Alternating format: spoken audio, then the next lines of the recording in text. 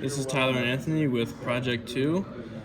Here we have our code in MATLAB. We chose for our upper threshold 3.1 volts and our lower threshold 2.8 volts.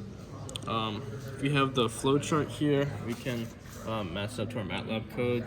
And so we have our clearing of variables, connecting to our Arduino and initializing all of our variables.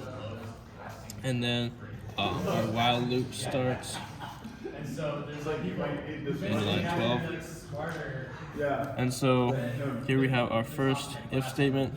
If the sensor is greater than 3.1 volts, then we will turn on the,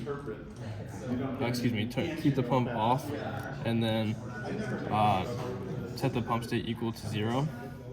And if it is equal to, the pump state is equal to 0 and the previous pump state is equal to 1, and then we log the elapsed time and then display it.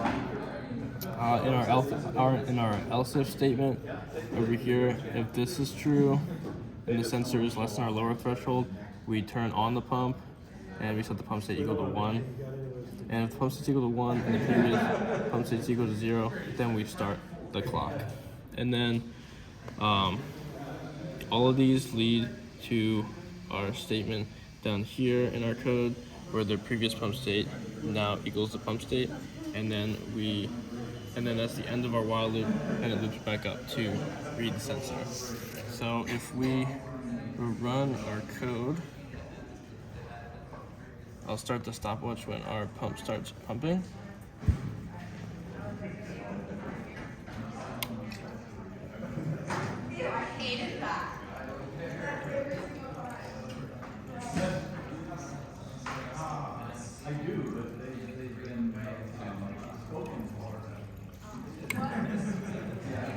And the pump said it was pumping water for 14 seconds on my phone and about 14 seconds on the code, so that matches that.